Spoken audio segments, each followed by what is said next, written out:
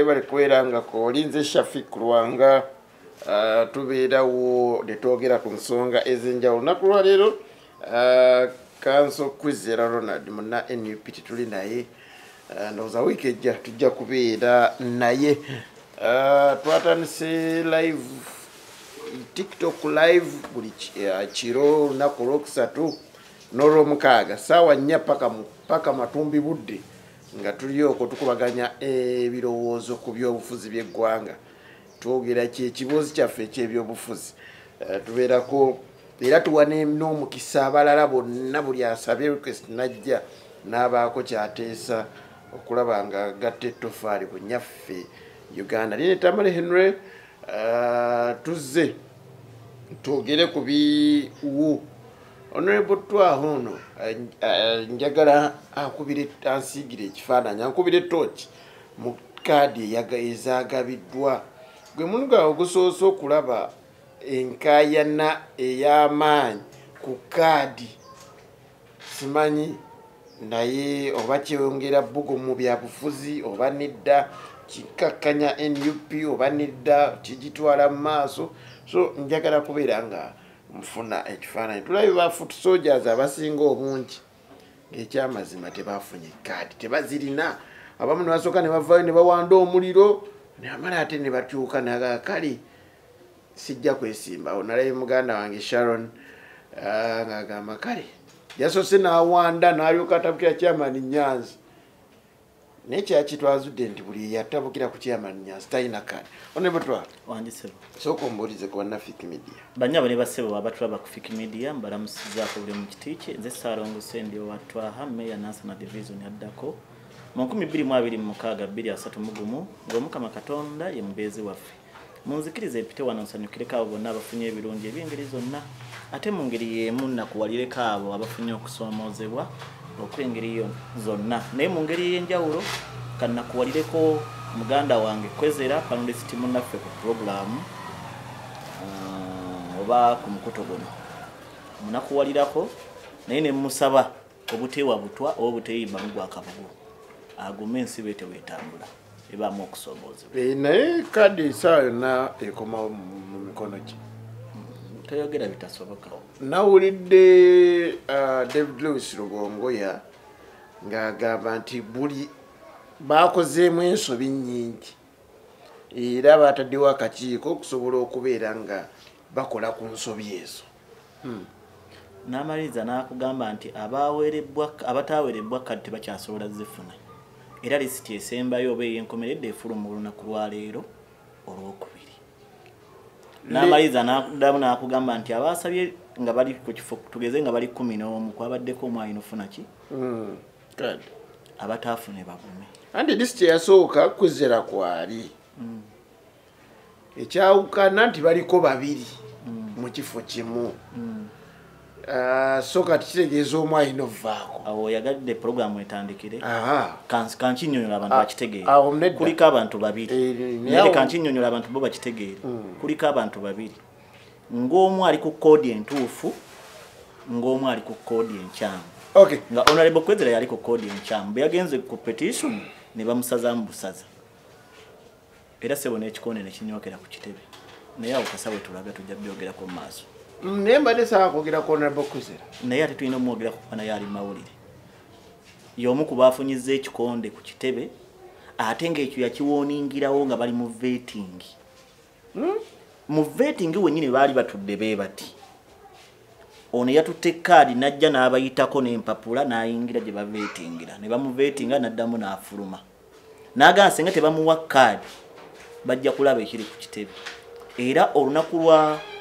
lwe baafulumya empapula lwe baafulumya amannya enkeera yakeera ku kitebe n'enkeera waalu kuba yasooka n'agendayo ne bamugoba oba ne babagoba enkeera ne baddayo nekyenjagala okubuuza kale gwe tuba tusazeewo kumwogerako ng'okiremeddeko ani yali omutuufu ofuna kaadi kwani naani ku bombi ababiri Honorable Kwizera n'omulala gwe bagiwadde ye yabadde omutuufu nga tuzze mu mazima nga tuggyeko ebyogamba nti ono panelist munnaffe gwe baagiwadde ne bwe bayimiriza buyimirizaawo ye yabadde omutuufu amanyikiddwa mugundiivu ne ku kitundu mugundiivu ku kitundu n'ekirala muntu gw'otunuulira bw'oti ne bakugamba nti honorable councillor oba honorable mayor nga ddala kituufu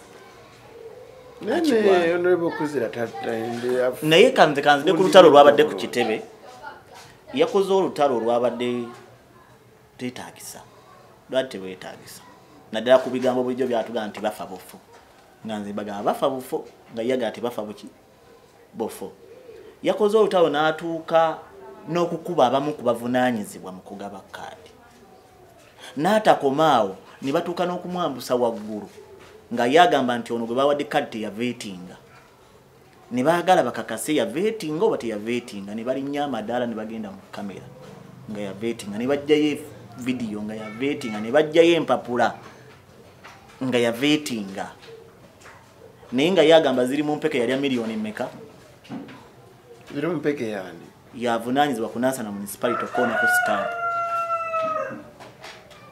so era y'omu ku baali mivuyo gya 220 mu gumu ziri mu mpeke nenajja nasiifu ono yafunye kaadi yawa ziri mu mpeke sente kati Kwezera yagamba yawa ziri mu mpeke miliyoni 2 ono yafunye kaadi najjawo Kwezera n'ateekawo ye nejjukira ku lw'omukaga bwe twali ku live ye yatukakasa alina kaadi naye nga jjukira ono ali ku 004 ye koodi entuufu Kwezera ne bamussa ku 022 koodi enkyamu era ne boogiraba nti ono bamubuusawo abantu nga 3 Kwezera ne balyoka bamuleeta nga ali ku koodi entuufu amaze okuleeta kati kyembuuza lwaki bakikola bwe batyo Kwezera mwana wa Monda tayawukana nnyo na Salvador Madada kubeera Kwezera y'omu ku babadde bakozesa okuvuma obwakabaka bwa Buganda nga mwe muli Katikkiro n'Abagereka Kwezera ebbanga lyembadde naye abadde tavuma bwakabaka ne ku pulogulaamu wano yali amuvumyeko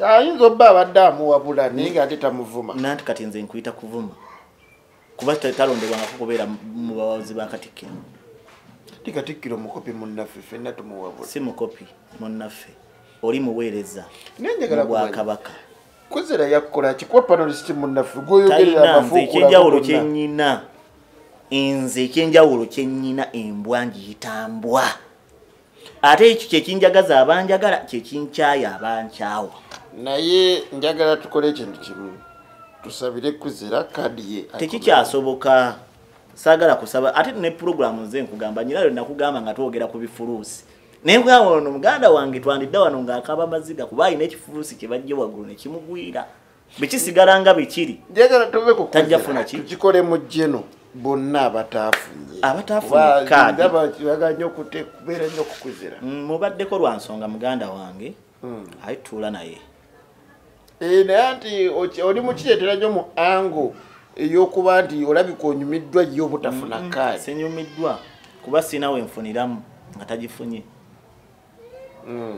era nze nakugamba nti nja muwagira naye ate ye yakugamba tasobola kumpagira ekyoki naye nze nakugamba bafuna tiketi oba bavuganya nja muwagira kuba simuyinaako bukyayi simuyinaako buzibu nze mu mutima gwange ne mu ntegeera yange nzikiriza nti buli muntu agwanidde yadde nga waliwo ebimu byoga nti ono yali kyerekereza so simuyinaako mutawana naye amawulire gempuliddeko gesinakakasa nti okumanya yanyiiza alina n'ekirowoozo ekijja independent senga anaaba nga tebamukomyeko nze bwajja independent ndi wamu naye nze ekyo nkiwuliddeko naye sikirumiriza ndi wamu naye ekyo nkiwuliddeko nti ateekateeka okujja independent omuntu nga wapano ndi wamu naye naffe be tulaba naddala ku kitebe kya NUP nga balaajana bakwewuunyisa kuba neebuuza nti be baba tebalaba tebawunyiriza baba tebawunyiriza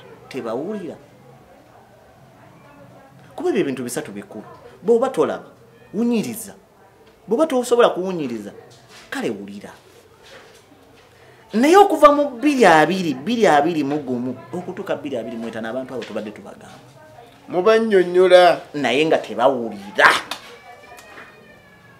ate ne mubutawulira ne bagattako n'okututyoboola fe ababalwanirira ne tubagamba n'ekituufu anti bagamba mu 2021 nawe tebakuwa kaadi embeera yali yemu bwetyo wakiraba n'ogamba eno siddira ddala nze ebyo sibiriimu nze nafuna omukisa nti nakulira ku bakadde bange ne bafuba okunfaako obutalagajjalirwa ekirala ndi musajja mu Isiraamu omusota bwe gukulumira mu kifo kimu emirundi 3 kiba ki omusota bwe gukulumira mu kifo kimu emirundi 3 kiba ki simanyi gwe kinnyonnyole kati abantu bajja kiddamu naye wano mu Buganda tugamba nti omuntu bw'akola ensobi yeemu emirundi 3 eba tekyali nsobi guba muze abantu bengenda obutasaasira nnyo ng'ate mbadde mbawagira asooka essajja lya Beene ne mu kunominatinga kwa Honorable Nalukoola twasisinkana ne mugamba maaso ku maaso ne mugamba biki ebimwogerwako na lwaki talinza funa kaadi Sempala Kigozi nenga mu butuufu yabadde agwanye era namugamba gwagwanye naye bali tebaagala bategeera tusobola funa ki kaadi era teyagifunye omulala gwe sisobola saasira ye Honorable Latif Sebaggala oyo muvunaana nze ensonga mmeka 2 esooka bamuwa kaadi y'obwaludi meya mu 2020 n'agitunda ey'okubiri yalumba muganda w'omukulu Salewa NUP Yamani Nyanzi nga kikulaga butereevu tasobola funa ki kuba yali alumba Kyagulanyi butereevu ne Rubongoya basaawe ekibumbe kyabwe abaagala okutomera kye batomera ye Nyanzi bo ne basigala nga bali mu keeje eri tebatuukibwako ne boolumba Nyanzi oba olumbye baali Rubongoya ne Kyagulanyi oyo naye ne bamukola ki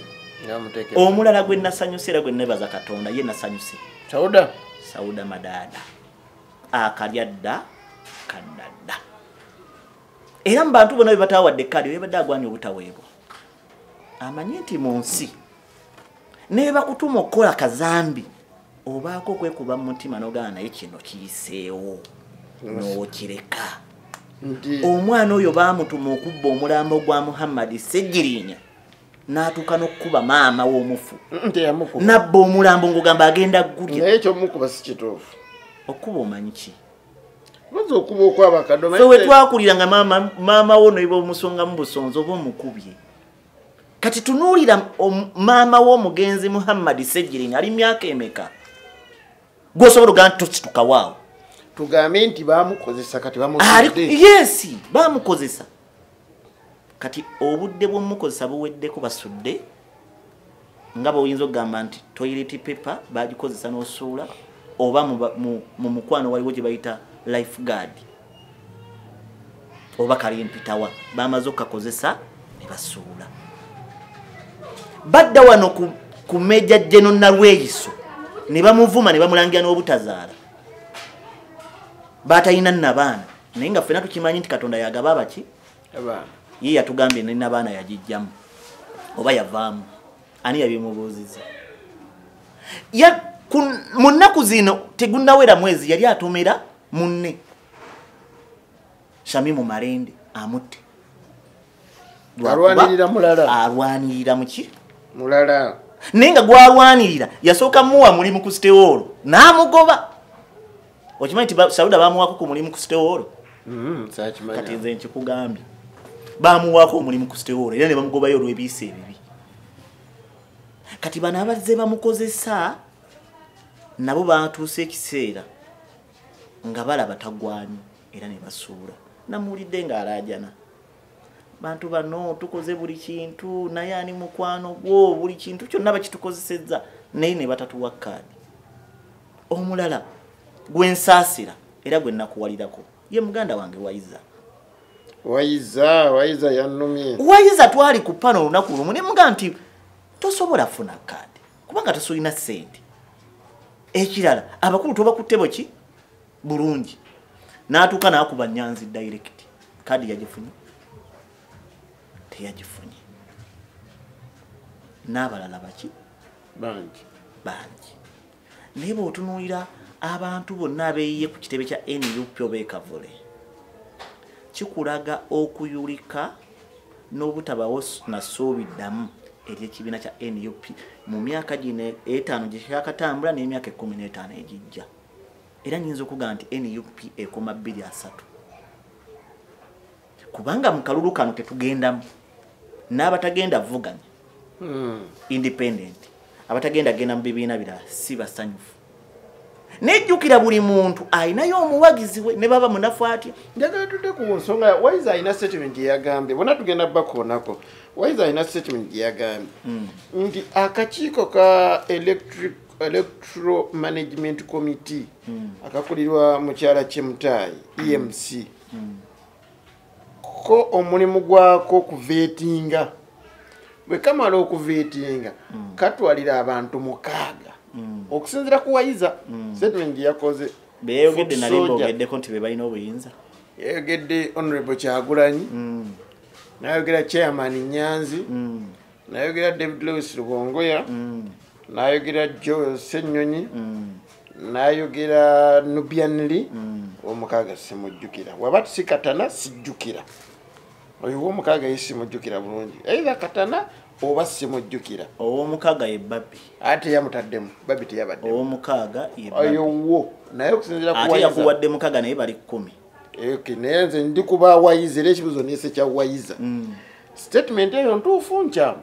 ntuufu nnyo emirundi 10 ku 10 ekikyamu ekigirimu kiri eki nti bali bakoma mu kuvetinga bali bakoma mu kuwandiika baani abazze mu ruumu gye bayita evetinga tebalina makulu gonna yadde obuyinza baliwo nga bwobeera ne house gaali ewaka nga wamuwa obuvunaanyizibwa bumu kwaniriza bagenyi era bali abakulu basimanyi be baani bonna tebalina makulu era tebamanyi naani yafunye kaadi wa tebamanyi nabasinziira ku kyo gigaba bo mulimu gwabwe kwaniriza bagenyi nga bwobeera ne office ng'erina secretary n'awandiika nti Honorable Twaha azze wano ku nsonga beeti essaawa beeziti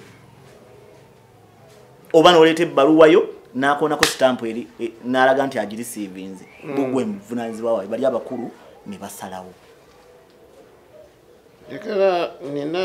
Kati bw'ova ku ebyo n'otunuulira ekifaananyi ekigazi nabagamba wano nti buli muntu ali mu kulumba Nyanzi tajja funa kaadi era ne kituukirira nga bwe kyabadde ewakiso buli muntu eyabadde takkaanya na Najja Nasifu n'eyabatooloseeko nakati bakyalwana agibwemu ali abatoloseeko oyo yatutte kadi gogamba yatutte kadi ya Honorable Kwezera yabatoloseeko nakati bakyalwana okufiirawo ereke muvuweebwa buli muntu eyabadde mu nkolagana ne Najja Nasifu oba yagenda eggaluga oba teyagenda bonna bafunye kaadi okuleka omuntu balinga babiri omu ye Honorable Kwezera kaadi yabatabuseeko omulala gwe mmanyi ali nabweru speaker wa division naye kati yagifunye yes gundi ani Mutesa ati yafunye kaadi omunoonyeeko abamu ku babadde bazifunye nga tebakkanya na Najja era be bagenze ku kitebo tereza ebintu byabwe babasazizaamu era nga mwe muli deputy speaker era wa Nansana division oyo yabadde agifunye naye bamukola ki ne bamukansolinga so bw'otunuulira ebintu bino byonna abasajja bano obulyake bwe balina n'obukuusa baatugamba nti buli muntu eyagenda eggaluga tagenda funa tikiti nga bakulembeddwa gwe bawadde tikiti nga chairman we Wakiso Najja Nasifu. Najja Nasifu teyagenda galuga naye ye yasindika abagenda eggaluga era buli yagenda yamuwaako ku mugabo bade njaga nnyo tereza amannya gano agafulumye Waiza gyayogedde tusobole okubeera konkushuwa ku kyayogedde amazima gagaawa netugenda gwogera akakiiko kulonda mu kibiina kya National Unity Platform njagala bafuutusoja abali wano muveeyo bino byenjogera mu birumirize akakiiko kabyokulonda sikekagaba tiketi kubanga era ngenda munaku bbiri ngenda bateerayo eddoboozi kuwoomu ku bakakiiko k'ebyokulonda ngenda kulita nga naye akomplaininga ng'era agamba nze senga namanya nti bye bino saali bize namu. Mwalabye muganda waffe Tamale Foot Soldier twamuteekayo kuba informal sector nga tugamba oyo katukiikirira agera tukiikira nga Foot Soldier amazima ga Katonda talina sse talina wasobola kwogera yakoze ne statement n'abagamba mbu ba Foot Soldier wamma tulimirawo ffe balina tugoyesa kawunga we kamala okujja nga bagusuula eri tegusobola nakali ako kati mbabuulira ali ate babuulira ekibiina kyemba muddeeyo munoonyereze posti ya muganda ffe yagikoze n'abagamba bamaffe tulimirawo nakozesebwa bukozesebwa nja ekibiina bana nziza kakiiko k'ebyokulonda we bamala okujja omulimu gwe bakola gwokka gwe balina gwa kukola vetting ebibuuzo bye babuuza bya bwongo naye ate bwangu nnyo oba tobimanyi era obigwa kati nganze era babuulira ku bimu byebibuuzo bye bambuuza we natuuka mu kakiiko baŋŋamba neeyanjule we neeyanjula nentuula ne bambuuza ngala kuddukaawo kawasekretari jeno Aisha Kabanda nze wuuse bulambalamba bw'ojja kuggula awundi waliwo abuusabuusa tegala kudda kale ono yansinze kino gwe bawadde tike waiza ono yakusinze mu vetting waiza ono yakusinze mu kuggula awundi nga tebamumanyirako totali abantu bali mukwebuuza yani oyo yani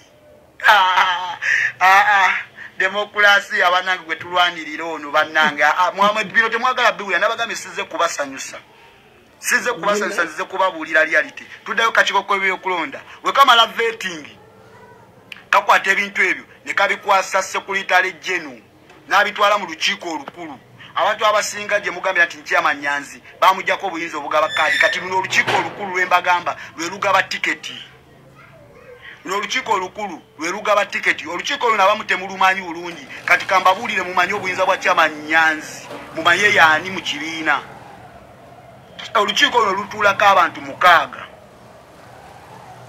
abantu mukaaga asokera ddala ye pulezidenti owokubiri ye Rubongoya owokusatu ye Nyanzi owokuna ye Nubian Lee owokutaano ye Joel Ssenyonyi owomukaaga ye Katana kati Katana gwe nabadde sikakasa awo saagala kusukkawo otyo awo ngenda kuddayo kansoke maleyo bali bannajja nasifu wanajja ogenda kujja ngenda kukomyawo ekibuzo kya najja njagala tusooke tumalirize ensonga ya Waiza eno bafuutu soja babakozesanga mulawo gwe gumala okugoya Amerika okunga ne kajja nga omulawo gudde ebbali wagamba emirimu gy'abafuutu soja balina kukola ki balina obuvunaanyizibwa bwa mirundi ena baani bafuutu soja obusooka kuvuga pikipiki kuwerekera bakulu gye baba balaze Nakulula stade eno yakaye koransi ekyokubiri kwokya bipiira ekyokusatu kuvuma abo bye babalagidde okuvuma be batamanyi na kye baakola na musango gwe bassa ekyokuna kubakozesa nga bikookooma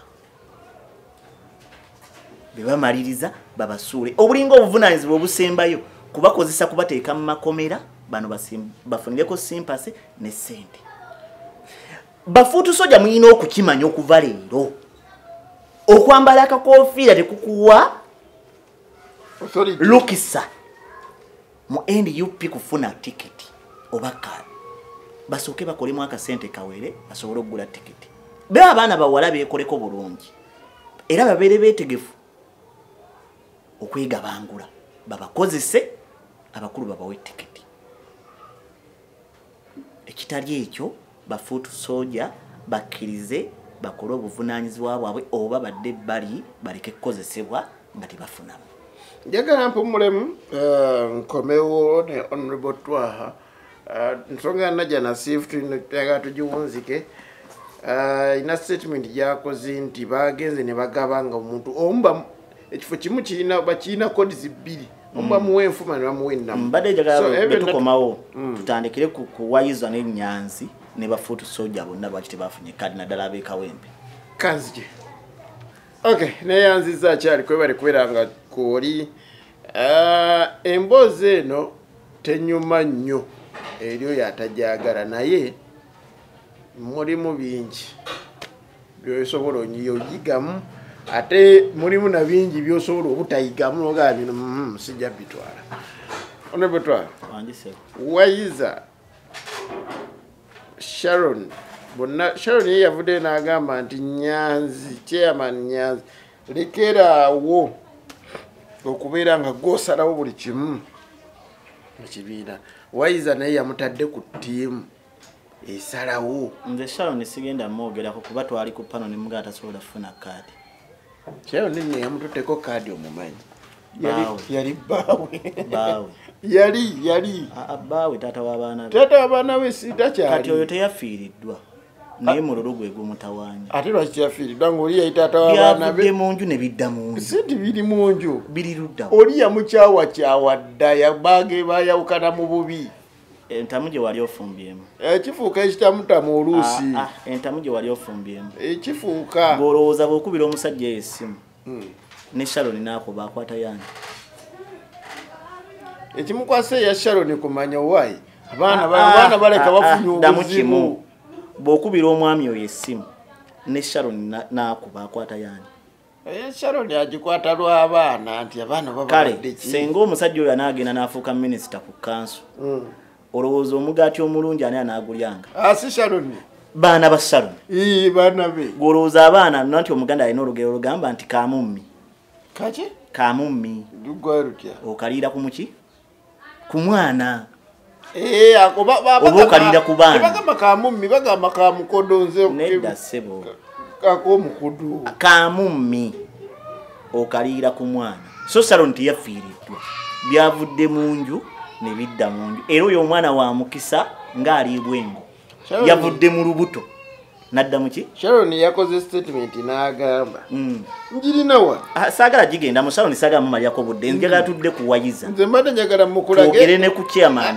nedda kituufu Wayiza ogenda mwogera kuba Sharon tumwogeddeko njagala nnyo owulire Sharon statement ye gye yakoze Sharon yaliddedde ebigambo bye yabiridde kati tetummalirako biseera omuntu atasobola kuyimirira ku kigambo kye tomumalirangako biseera Wayiza yasooka n'avaayo ne yeemulugunya nga ne kadi zinnaba kugoba nga yeegasse ne agiratiifu naye nga y'omu yakuba agiratiifu Wayiza yakuba agiratiifu ku kitebe ekavule kati embeera eno eriwo ebagasi Wayiza baamala okwemulugunya ne babayita kitebe teyagenda olw'okutiisibwatiisibwa ate nabo bandi abakala kaakati bw'ova ku ekyo Wayiza addamu akola omusango omulala bagenda ku Tiki Hotel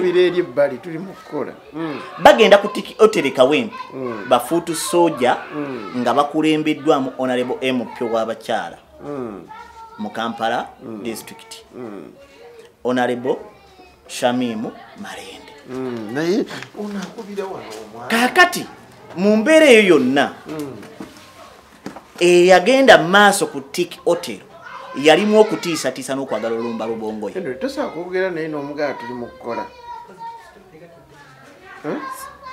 nedda tetugenda kustopinga naye ansusi amukubirawo zadde kati bakowadda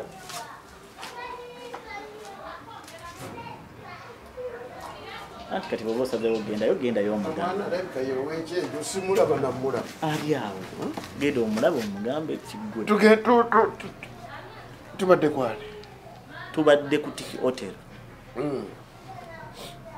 genda maaso oluvannyuma lwa Shamimu Marende okudda mu bulwadde e Kenya yasangawo wano emirerembe nga bafuutu soja bakulaga bali side bbiri abamu bali wa Shamimu abalala wa Zahara Shamimu n'ayagala akozese bafuutu soja abo okufuna omuzinzi asobole okuddamu ofuna tikiti abamu ku be yafuna mwalimu Wayiza ne Map Media n'abalala n'abatwala e Kawempe ku Tiki Hotel naye mbadde saatukusoke tusirisi Enifik Media Aziza munatusonyi wakayiseemu muzadde abadde abonereza mwana naye kubonereza kususi okubadde nga kusaanyaawo onabotwa wanjisebo so Shamimu Marende baakomawo mu bulwadde oba Honorable Shamimu baakomawo mu bulwadde yayagala ofuna omuzinzi amangu ng'alina kwekwata ku bikondo by'abafuutu soja abanyiivu. Abamu ku be yayita mwalimu Wayiza ng'ajjukira alina obutakkaanya ne Chairman Nyanzi. Naye nga Chairman Nyanzi ye ssali wa NUP n'abatwala ku Tiki Hotel. Omulala gwe yayita ye Map Media. Naye nga Map Media yalina obutakkaanya ne ku kitebe baali bamugobyewoko. Ne Map yafunye obutakkaanya bwe bwali wakati we ne munnamawulire munne. Kakati bw'otunuulira ebyali ku Tiki Hotel baateesezaamu okuba Secretary General. Secretary General teyaliwo. Secretary General si yategeka olukiiko. Ani yategeka? Shamim ne bafuutu soja. Ate lwaki bakuba Secretary General? Olw'ebyo byonna emivuyo gye bayogerako kati nga bagamba ono abakozesa ate bo tagenda bawaki kaadi. Era Shamim be baava awo baamuyita ku kitebe ne bamugamba amagezi ge tukuwa genda e Kawempe South. Ate Nyanzi nga bamugamba agenda akime constituency eyo. Ate Nyanzi Kampala girekere Zahara. Shamim n'abaganze njagala Kampala. Ne bamugamba nti kati kyoba okola vam olinde tujja kuwa East Africa. Ninga East Africa abaka bameka for opposition abalonda. Fena tukimanyi nti abalondebwawo. East Africa mubaddemu abo opposition kati Siranda gyali. Mbidda abadde. Bani abamuwagira Siranda. Of course irusulo ofuna obululu bwenare. Kale. Kati ekyo tekigenda munnyo. So ebyo nabo bitunuulira. N'obuvuyo obukweni UP bugenda yuzaamu ekitebe. Oluvannyuma lw'abakulu 4-5 okwezza obuyinza bwonna nga direct buli wekikolebwa ku muntu nti bamumye kaadi ayina nnyiigira bo abaali baddewo okukumaakuma ate abantu be banyiigira. Olina agamba nti ku byenkoze byonna Kyagulanyi n'atanjijukira ku byenkoze byonna Louis Rubongo yanankola baati ng'ate abo gwe mutima gw'ekibiina abaali badde bate ekibiina ne twenyiriza eno abantu ne benyiriza eno wansi bo ne bakumaakuma. Tikigenda sobola kukola ki? Emivuyo emirala egyalabise kyekibiina okuba nga omuntu omu oba ekifo kimu kitaddeko abantu 3 ku kifo kimu. N'olaba oli nga yasaba ekifo ng'ali unopposite nga tebamuwadde ate we yasaba bamuwadde wala. Oli n'aba nga yasaba bwa meeya ne bamuwa obwakkansala. Kati n'ekyo nakyo weekiri oli yasaba bwa meeya ne balaga nti ayiseemu ali ne bamuwa bwakkansala. Oli n'aba nga yasaba bwakkansala tugeze ematugga ne bamuwa ekyebandu. Ekyo kiva kubanga obuyinza bwonna obwefunziza mu kadde akatono nga n'ebyokola tomanyi wa gye balina bikolera. Ekyo kiraga obunafu n'obuyaki. Naye nze enjawulo gye ndabamu nti ku mulundi guno NUP oyinza obutaginenya lwa nsonga abantu abadde baagala kaadi yaayo babadde bangi. Ate ku budde buno bwe tulina osinga ogivunaana kuba ebadde n'obudde obweteekateeka. Be yatuuka mu kalulu ka by-election e Kawempe ng'eyagala kuwa Nalukoola kaadi ng'abantu baagala magala yateekawo ekifaananyi eky'okubuzaabuza nti katubaleete mu debate nga bakimanyire ddala nti debate kwagala butayagala Nalukoola ajja wininga asiga ekifaananyi nti ye mutuufu. Wali amaanyi ge. Era najja n'abakubiramu bulungi. Kyabadde kigaana ki nga mwalimba abantu nti abakunga balina obuvunaanyizibwa n'obuyinza obutabawaka obuyinza obutono bw'okubawa lipooti nti eno twagala gundi gwe mubamuwa. Njagala tudde ku Najja Nasifu. Najja Nasifu ye speaker wa district y'e Wakiso olwaleero okuva 2021 mpaka leero. Najja Nasifu yasaba tikiti y'obwa chairman wa district. Era tikiti eyo nga bagivuganyako abantu ab'enkizo 2 ye ne mukadde waffe Ssajjalya Abeene Sempala Kigozi ng'abantu ba bulijjo baagala Ssajjalya Abeene ng'ekitebe kyagala Najja. Naye nga Najja ye yakulemberamu abaagenda eggaluga yadde ye teyagenda naye yasindika abaagenda eggaluga. Naye basabye obujulizi nga tebuli. N'omugabo ogwabawe baagenda eggaluga yafuna oba omutemwa yafuna. N'okulwawo gaba tikiti y'e Wakiso oba tikiti z'e Wakiso waliyo complain ku kitebe okusingira ddala okuva mu bakkansala nga bagamba ffe mutunyigiriza naye ate yatutuma y'ono ye mu budabudabu buki Budabuzi. Era abamu kuba abadde tebasuubira kuweebwa kkaadi abagenda eggaluwa bakomeddewo ku lisiti. Nawe de bagana abeerubaga. Kanjogere ku muntu gwe siinaako bukyayi era atajja nnyiiga. Waliwo omwami gwe bayita Mulindwa Vincent. Y'omu ku baagenda eggaluga. Baavaayo n'asitula ekizimbe kya kalina. Era emmotoka ezasombanga omusenyu zeza Genosale ez'emmyufu. Eza Genosale ne Pastor Kakande. Baziyita batya? Ni sino traka. Ezo zennyini. Nga ziguleeta okuva mu Lwera direct ne ziyingira ku ssomero. Ekizimbe ne kisituka. Olwaliro alina tiketi. N'abalala baki? Sino traka wantu buli omu asobola okukibira. Nze nkugambye yali nannyinizo. Zaali za Genosale okuva mu Lwera nga zireeta. N'abalala baki? Waliwo bakansala abeenyigira mu kusolooza omusolo oba okubba abantu. Ne bakola obuvunaanyizibwa obutali bwabwe okusolooza omuki? Omusolo. Ne bakwatibwa n'okukwatibwa nabo baafunye ki? Tiketi. Njagala kiki ekyajja waliwo matovu. Lindamu awo ngenda tuukawo kansokereko omu ku bakansala abe. Waliwo omu ku bakansala ba division e Nansana. Yagenda ewa Genosale. Ani? Abasinga obungi bamanyirya Mama Sam. Naye Mama Sam ne Kyagulanyi bali bee bati. Najja obuwanana n'obuwanana ewa Genosale. Mu Nansana be baategeera nti agenze najjayo ssente. Olw'okuba nti yaswala yiri abalonzi yakyusizza ekifo n'agenda e Rubaga. Era yafunye tiketi. Naye ng'ekitebe ebyo byonna kikola ki? Kibimanyi. Bakansala abaagaana okulondowa NUP nga ba NUP ku bwa sipiika e Rubaga ne balonda Amuza owa NRM. Bonna baafunye tiketi. Olw'ensonga be balinamu ku ki? Ku lupiiya. Kati bodda mu Nansana division meeya waawo incumbent ye Joseph Matovu. Salongo. Baafuna okugugulana n'omu ku bakansala abe yali deputy mayor n'amugoba. N'aleeta omu ku ba deputy mayor yayingira nga wa NRM independent nga wa mupiira. Basebuliba ne bagenda ne baloopa. Sebuliba ne Kwezera ne bamuloopa. Naye nga buli mu kufuna tikiti yawaayo obukadde 95. Kati yali amanyi kadi yagimala dda. Era bamuvunaanye emisango ebiri. Okulonda owe NRM ku bwa deputy mayor. N'okubeera nga kutabeerawo ku division abeera bweru. Era kadi ne bagiwa abadde atambula ne Najja Nasifu. So awo saagala gendawo nnyo kuba abantu bayinza okudabira mu kitinti olw'okuba ngenda vuganyaawo. Saagala gendawo nnyo. Naye nsunyeeko buki? Busunyi. Kati bw'otunuulira bonna abaafunye tikiti n'abataafunye n'ebigambo bwe byogera twebaza Katonda. Nti ffe twabibagamba ku ntandikwa ne batulimbisa. Kati olwaliro babyogera ani abibatumye? Era ani abasasula okwogera ebyo? Ffe baatugamba nga tukuba NUP. Tetwagala Kyagulanyi, tetwagala Rubongoya. Nga tubagamba ebituufu ne batukana tugamba batusasula ne wabalo n'emikutu kwe banteeka nti ono y'omu ku baasasulwa okuba Kyagulanyi. Ejenjawulo. Abamu ne baagala n'okunkuba ng'omuntu. Kati olwaliro be babikola ki? Ndabamu obuzibu obusinga obunene eri ekibiina n'omukulembeze w'ekibiina okubanga ekibiina kigenda yulika kibuleka kikumaakuma.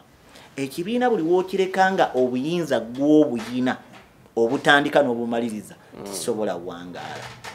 Bw'obanga gw'ogenda okugabira division card, municipality, district ne MP kyokka nga neyo ey'obwa president gw'ogyegabira ekibiina tekisobola wangaalawo. Ekibiina ky'ebyobufuzi bateekawo obukulembeze obuli bee buti nga gw'oli wakati booti ng'omuntu baaveena akutuukako n'onaaveena akutuukako ng'omuntu bajjira wano direct akwejjeereza n'avudde mu mugongo akwejjeereza yadde ng'oluusi gw'oba okoze buli kimu. Naye olina okusiiga ekifaananyi nti ebikolebwa eri si gwasalawo. Ne kati buli muntu ategedde nti nga tuli mu kuvumirira General Museveni ne NRM obulyake n'obwannakyemalira ate bo balyaddeko ng'omubi omweru. Bano balyake batujju balyazaamaanya babi nnyo era abatalina gwe baagala mu bulamu bw'ebyobufuzi. Okay. Neyanziza honorable twakiriza program tukikomye wano andako Olwokusatu tujja kuba ne live ekiro noza tujja ba ne honorable Kuzera era kyemaye tunatukira Olwokusatu inshallah nga ne kadi ye agina mu 5 nze Sara gye musabira Esala simbi okumusabira naye si buli sala gy'osaba nti Katonda ajyanukula.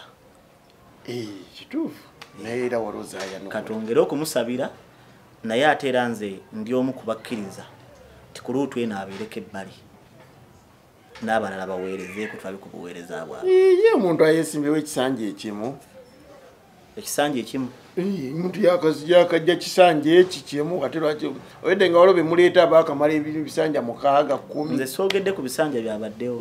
waba yakamala kisanja nze ngambye nti addeko ebbali kuba bulijjo atugamba nti si bufu. Kati ngeye kati bufu. Naye kati ng'akakadi be bakakabye ajja independent kubanga atugamba bulijjo alina amaanyi g'abantu. Paka wiki ejja Mukama akunkumire. Assalamu alaikum wa rahmatullahi wa barakatuh. Wa alaikum salaam wa rahmatullahi wa barakatuh.